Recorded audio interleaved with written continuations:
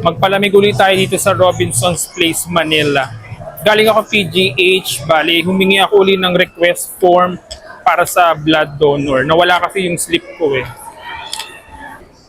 Kulang pa ako ng isang blood donor. At ang tagal ng operasyon ko. Ang tagal akong schedule. Mag-toilet muna ako para magpa-refresh. Pagkatapos mag-CR, syempre manalamin muna tayo dito sa loob. Pagkatapos meron na namang sale dito sa loob ng Robinson's Place, Manila. Tara, check natin. So, i-check lang natin sa baba itong nagaganap na sale ng mga damit. Bibili pa ba ako? Dami ko ng mga damit. A few moments later. Habang nag-iikot-ikot dito sa loob ng Robinson's Place, Manila, ay nakita ko itong isang coffee shop. At nakita ko nga itong pistachio drink nila dito. Pwede siyang cold at pwede rin siyang hot. At narito rin ang kanilang iba't ibang drinks na pwedeng orderin. Ayan, at naka-order na ako at iniintay ko na lang tawagin ang pangalan ko. Bali, yung in-order ko dito is yung pistachio milk. Pero hindi cold yung in-order ko, kundi hot.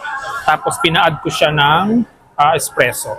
Ayan na, tinawag na ang pangalan ko. Ready na ang aking order. Kayo po. Hot pistachio with extra fat. Thank you. Bumalik ako sa aking pwesto dahil wala akong maupuan. Konti lang yung table and chairs nila. So, ito na. Wala tayong pwesto dahil puno yung tables nila.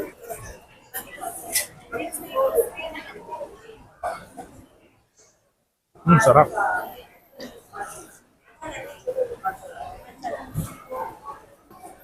Hot pistachio milk with espresso.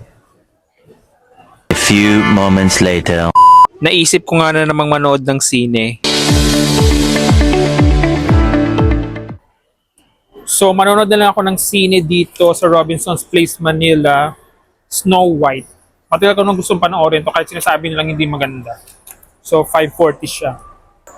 Sa may Cinema 7 ako, sa kabilang side. Meron pa akong mga 1 hour. A few moments later. After 45 minutes ay pumunta na ako sa kabilang side ng cinema. First time kong manood dito sa Robinson's Place, Manila. Tara, let's go! O siya, manonood muna ako. See you later.